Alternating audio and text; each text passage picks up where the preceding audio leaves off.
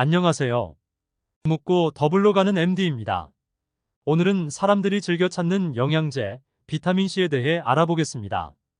비타민C는 아스코르브산이라고도 불리며 수용성 비타민으로 물에 잘 녹습니다.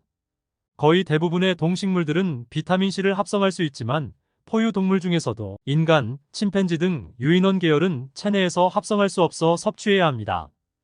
유인원 계열들은 손을 사용해서 과일이나 채소 등을 섭취하다 보니 체내에서 비타민C를 합성하는 기능이 점점 퇴화된 것으로 추측이 됩니다. 그래서 외부로부터 섭취가 반드시 필요한 것입니다. 그렇다면 과연 비타민C는 우리 몸에서 어떤 역할을 할까요? 1. 항산화 및 면역력 강화. 과중한 업무, 학업 등 여러 가지 이유로 인해 정신적, 육체적으로 극심한 스트레스를 받게 되면 우리 몸에 활성산소가 많아지게 됩니다. 활성산소는 우리의 몸을 공격하는데 면역세포도 마찬가지로 공격을 받게 되면서 우리 몸의 면역력이 떨어져 바이러스성 공격에 취약해지게 되고 각종 염증 및 암이 발생하기 쉬운 상태에 놓이게 됩니다. 위험한 활성산소를 중화시키는 항산화 역할을 하는 것이 비타민C입니다. 세포의 산화의 방지는 암 예방, 당뇨 합병증 예방, 퇴행성 질환인 치매 예방, 다이어트 등 다양한 건강 위험 인자들을 예방하는 역할을 합니다. 2. 항염증 및 혈관 손상 회복. 비타민C는 항염증 및 혈관 손상 회복 등의 효과를 주어 구내염 등의 증상을 개선하는 데 상당한 도움이 됩니다. 비타민C가 부족하면 혈관벽이 약해져 혈관이 터지는 괴혈병이 생깁니다. 3. 고혈압 증상 완화. 활성산소는 또한 세포의 유전자를 변형하고 혈관 조직에 상처를 냅니다. 그렇게 만성염증으로 이어질 수도 있고 혈관의 내피에 산화적 손상을 일으켜 혈관을 이완시켜주는 산화질소의 생성을 감소시킵니다. 혈관이 이완되지 못하면서 혈관이 좁아져 혈압을 높이게 됩니다. 활성산소를 중화시켜주는 비타민C는 고혈압 관리에 큰 도움을 줍니다. 4. 철분 흡수력 향상. 철분은 체내에서 헤모글로빈을 생성해주는데 이것이 부족하면 빈혈이 올 수가 있습니다. 이를 철결핍성 빈혈이라고 하는데 비타민C는 철분의 흡수력을 30%나 향상시켜줍니다. 5. 콜라겐 합성의 필수 요소. 비타민C는 콜라겐을 합성할 때 필수 조효소로 사용되는데 만일 이 콜라겐이 부족하게 되면 세포와 세포 간의 연결고리가 약해짐에 따라 신체 여러 곳에 영향을 주는데요. 뼈와 관절이 현저히 약해지고 머리카락에도 영향을 주며 피부의 윤기와 탄력이 없어지고 주름과 기미, 검버섯 등이 생기게 됩니다. 피부가 좋아지는 부분은 콜라겐 합성과 직접적인 영향이 있습니다. 콜라겐은 눈의 각막, 결막 조직, 치아, 잇몸, 치근막 조직, 장기의 대부분을 차지하며 혈액 중 면역력 관련 백혈구의 자양분이고 진피의 70%, 근육과 근섬유, 뼈와 근육을 잇는 힘줄의 80%, 방광관략근 80%, 관절 연골의 50%, 뼈의 23%, 손발톱의 성분으로 온몸 대부분에서 콜라겐은 매우 중요한 역할을 합니다. 체내 흡수율이 높은 저분자 콜라겐을 섭취하면 해결될까요? 그렇지 않습니다. 저분자 콜라겐을 섭취해서 체내로 들어가게 되면 체내에서 흡수되는 과정에서 아미노산으로 분해가 됩니다.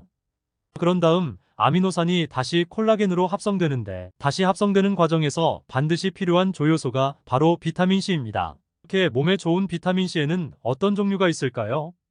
일반, 코팅, 중성, 리포솜 형태의 합성 비타민C와 천연 비타민C가 있습니다. 1. 일반 비타민C.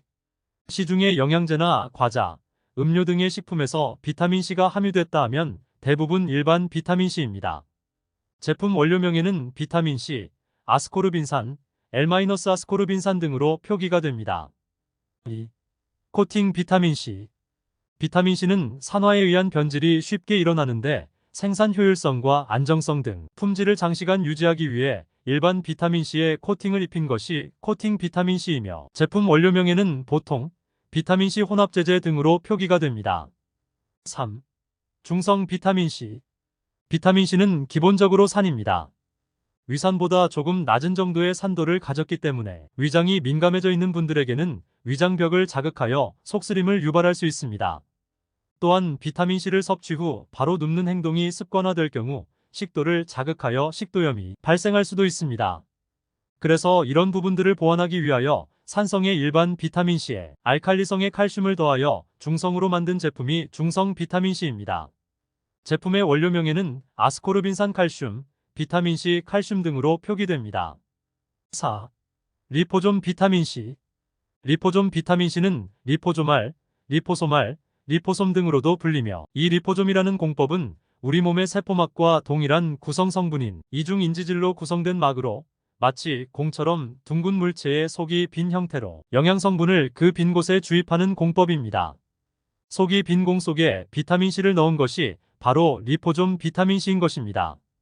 인지질막은 세포막과 동일한 물질이라서 세포막에 쉽게 결합되어 영양분을 좀 더 수월하게 전달을 할 수 있게 되는 것입니다.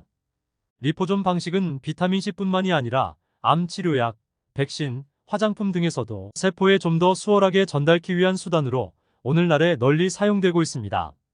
5. 천연 비타민C.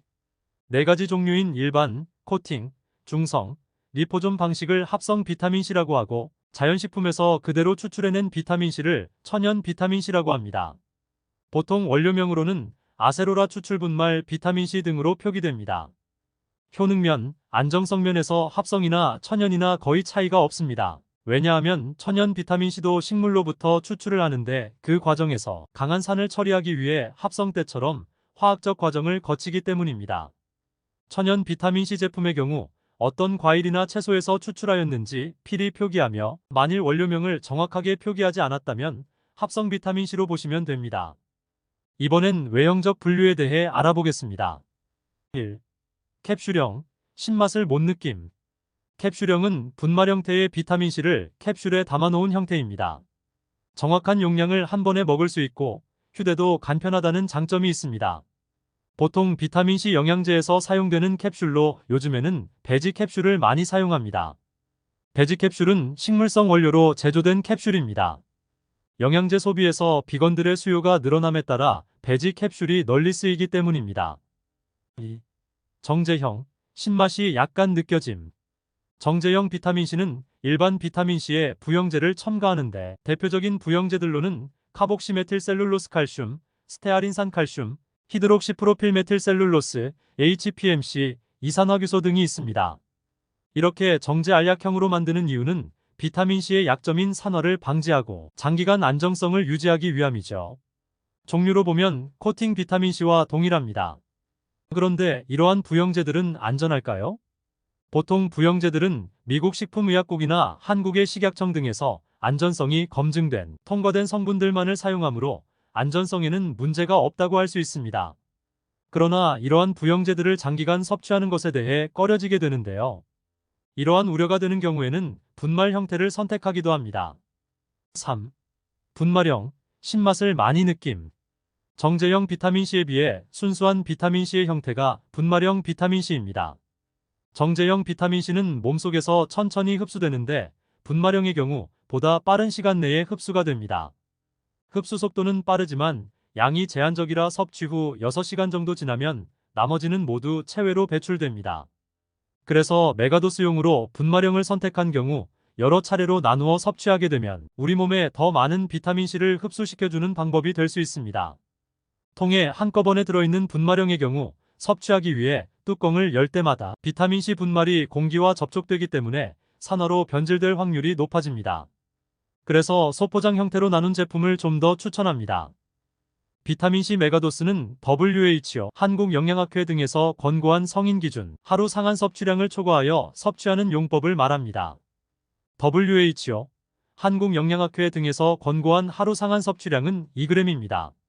세계적으로는 80년대 노벨상 2관왕에 빛나는 라이너스 폴링이 비타민C 만능설을 주장하였으며 우리나라에는 90년대 말부터 서울대학교 이황재 박사가 메가도스 요법 붐을 일으켰습니다.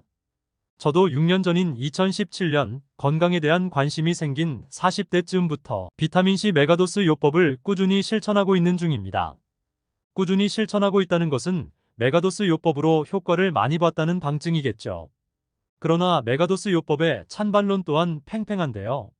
메가도스 요법은 부작용이 일어날 수도 있기에 추적 관찰하며 면밀하게 시도해야 하는 고난이도 섭취 방법입니다. 메가도스 요법을 처음 시작할 때는 섭취 용량을 먼저 정합니다. 의학 전문가들은 설사가 나기 시작하는 용량의 70% 정도를 메가도스 비타민C 섭취량으로 정하라고 하는데요.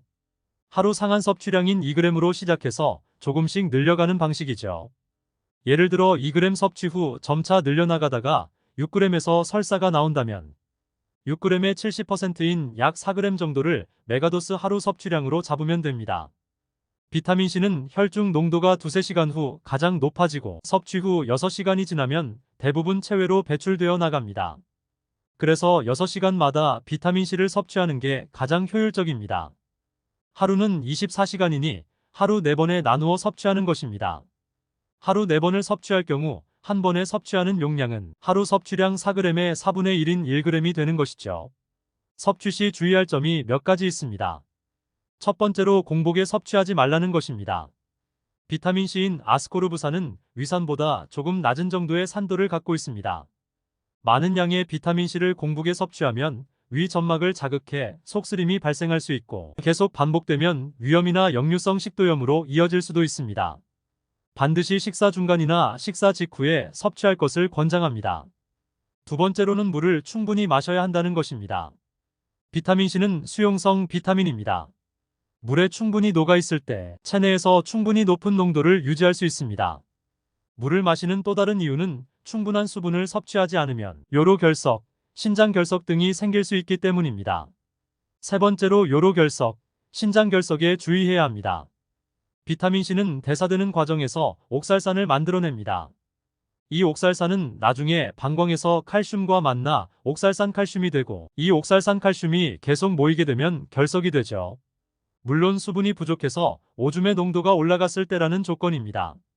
수분을 충분하게 섭취해주면 오줌 농도가 낮아지니 별 문제는 없겠으나 여기서 좀 더 예민하게 대처하자면 메가도스 비타민C 섭취 시 마그네슘이나 비타민 B6 등을 함께 섭취해주는 것도 결석을 예방하는 방법이 되겠습니다.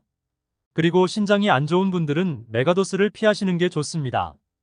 비타민C의 치사량은 몸무게 1kg당 11,900mg입니다. 만약 체중이 70kg의 성인이라면 833g이 치사량인 것입니다.